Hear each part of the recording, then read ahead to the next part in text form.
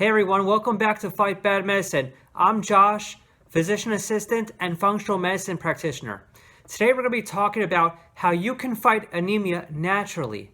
Anemia can wreak havoc on your health since it means that you have too few or dysfunctional red blood cells. Red blood cells carry oxygen and nutrients to where they are needed.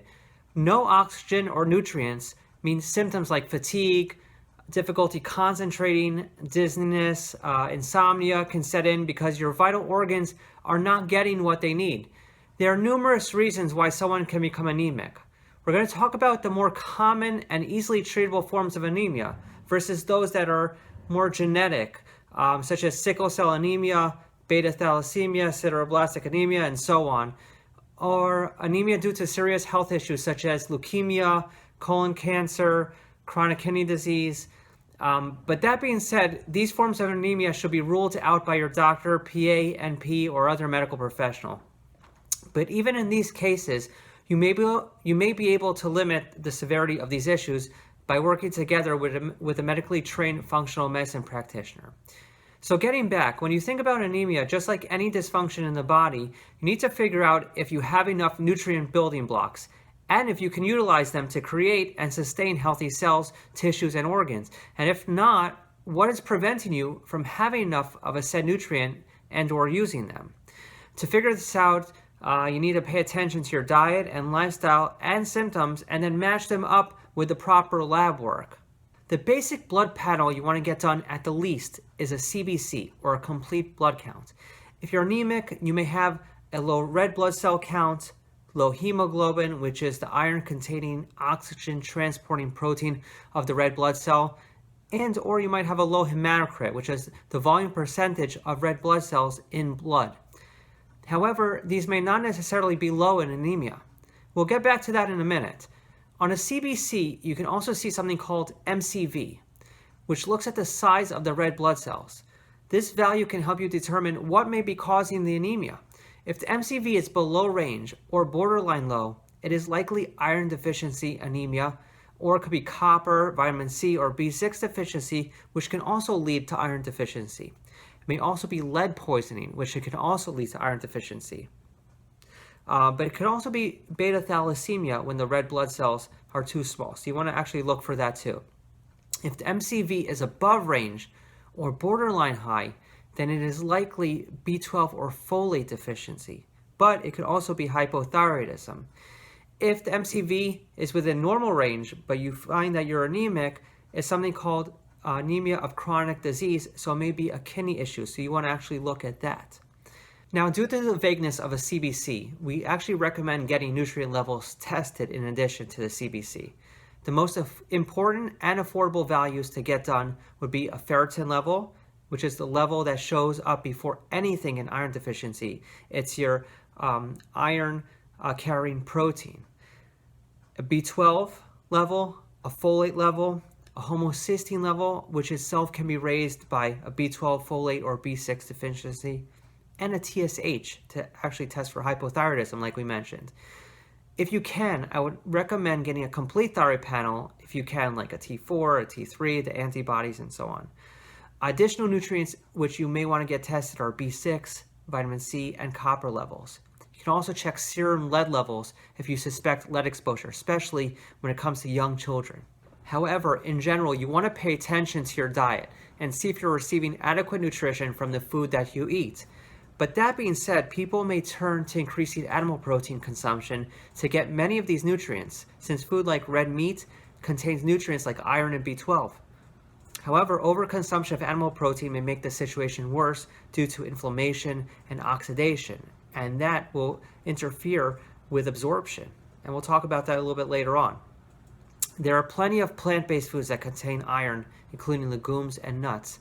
B12 can easily be taken through a supplement form without the harmful effects of overconsumption of animal protein.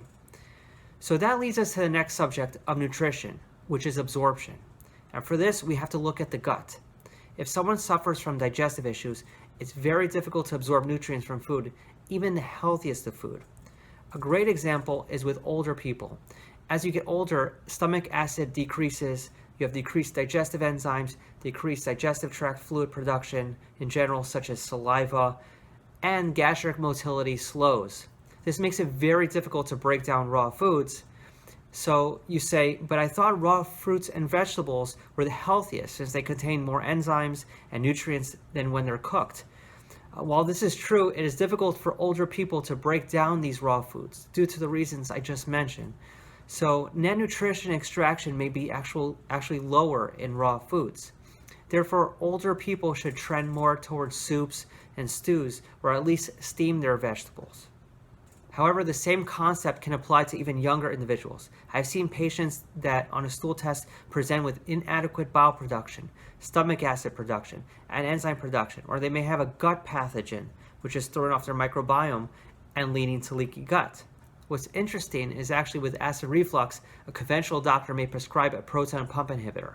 That's crazy because acid reflux is usually due to someone not having enough stomach acid, which can already lead to many nutritional deficiencies, including iron and B12.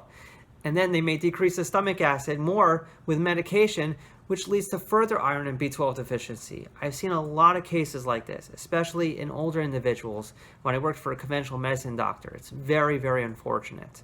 Therefore, it's really important to pay attention to gut function when evaluating for anemia. You can watch our other videos on our Fight Bad Medicine channel to learn more about various gut issues that you might be facing.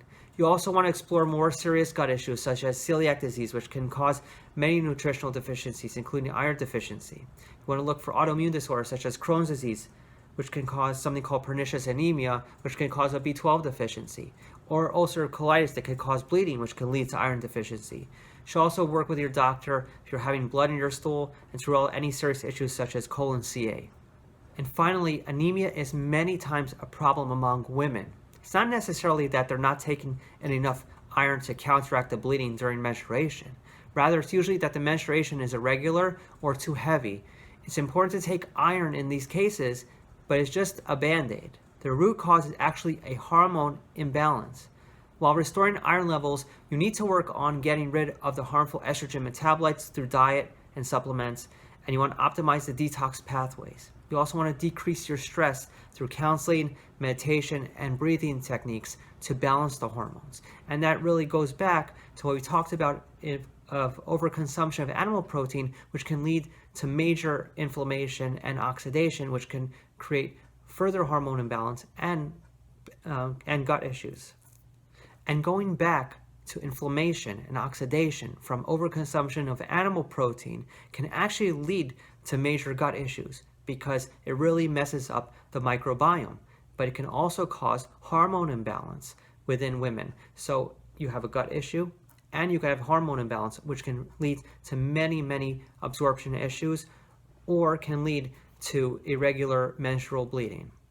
So in terms of supplementation, for iron, you want to get a ferrous bisglycinate, which is more absorbable and is non-constipating when taken at normal doses.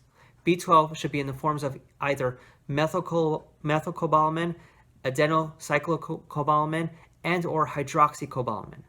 Folate should be either from folinic acid or methyl tetrahydrofolic acid, never from folic acid. If you need help finding the right supplements, please feel free to contact us at the ARC Wellness Center at 954-888-8335. To sum it up, for anemia, get thorough testing, pay attention to your nutrition, rule out any serious causes, be aware of your gut health as a connection, and investigate and treat any hormone imbalances, and make sure to take the right forms of nutrients. Thank you for becoming more informed today. If you like this video, please hit the subscribe button, hit the like button to keep receiving great health info, and check out our website, arcwellnesscenter.com, for even more health info. The best of health to all of you today. Take care, guys.